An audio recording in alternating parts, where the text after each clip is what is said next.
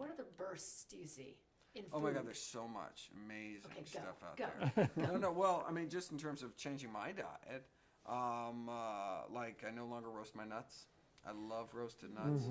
I mean, in fact, probably in the book, I think, roast your walnuts. Yes. Toast your walnuts taste so good, and the whole kitchen smells good. But unfortunately, they create these AGEs, these advanced glycation end products, which are typically only found in meat, really found like grilled meat. But that same high temperature fat protein reaction occurs in nuts too. And when you toast your nuts, you can get really high levels. And that's the acrylamide. No, not the acrylamide. So acrylamide is a whole different problem. That's kind of the crispy carbohydrate thing. Yeah. No, these are advanced glycation end products which contribute to diabetes and aging, all sorts of bad things. And top sources are all meat and roasted nuts. And so now I eat my nuts raw.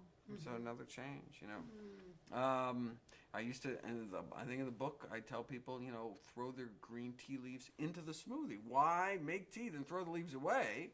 Right, you're missing out on all that nutrition. It's like making collard greens, boiling collard greens, and then pouring out and then throwing the leaves away and just drinking the. Why would you do that? There's all that nutrition, right? But it's a bad idea if the leaves come from China. So China just got rid of leaded gas recently, and so the tea plantations are contaminated. The ground's contaminated and it gets taken up to the leaves, but it doesn't leave the leaves. So if you put green tea, you make green tea, the lead stays in the leaves and you throw it away. But if you take my suggestion, my I want you to be healthy suggestion of throwing it in your smoothie or making matcha tea, a little powdered tea, and actually eating the tea leaves, that could be a problem if it's from China. So now, I did a video saying only do that if you're using Japanese source tea. And I go through this is what you do for kids and pregnant women and all that, Yeah.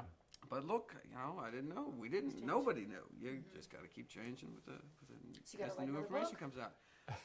Right, the sequel's on its way. That's good. That's good. And another thing you've been talking a lot about recently for weight loss is to help people with weight loss specifically are pulses. Oh, so yeah, legumes, yeah. And yeah.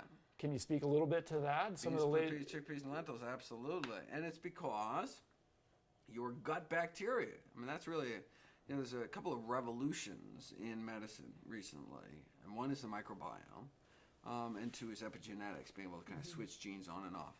Well, the microbiome, basically, the colon used to be just thought to be kind of a repository for waste and a little water absorption, but now we know that we have this whole other organ, which is our good bacteria. We have trillions of these gut bacteria, which were a big mystery because you can't, most of them can't actually be cultured outside the body. So we didn't even know what we had in there until we had these genetic fingerprinting techniques. And for the first time, literally just in the last few years, we're like, oh, we actually know what's in there. We can actually catalog them on and look at the changes as people change their diets, look at the disease connections.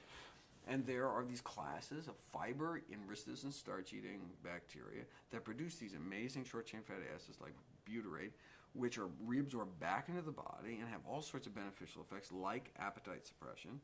But if we starve our microbial self by not eating a lot of whole plant foods, these bacteria die out and are replaced by meat-eating bacteria that produce things like trimethylamine oxide, which has all sorts of bad things in the body.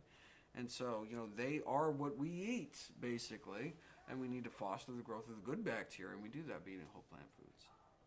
So in the Day of Michael Greger, yes, give us your daily meal plan. Well, I mean, that's the whole second half of the book is this, where I center my recommendations around a kind of a daily dozen checklist of all the foods I try to encourage people to include in their daily diet. And so when I'm home, that's easy. When I'm on the road trying to pull something together in an airport food court, it's not quite as easy. But it's getting easier, year after year. I'm surprised now. I mean, I can get like brown rice in airports now, right? Or I mean, that's something never happened. Like you go to some of these burrito joints now, they have brown rice. Like what? That's amazing, right? Any Starbucks will have oatmeal. I mean, there's some kind of basic staples you can get wherever you go. But at home it's. But when I have control over my diet, right, then I can eat extraordinarily healthy. So there's just no junk in the house. And so look, if I get hungry, I'll eat an apple because that's what's there. That's the best thing I got in the house, right? I mean, And so it's not even a choice. It's not even a temptation. It's not even like I'm surrounded by healthy food. So that's what I eat.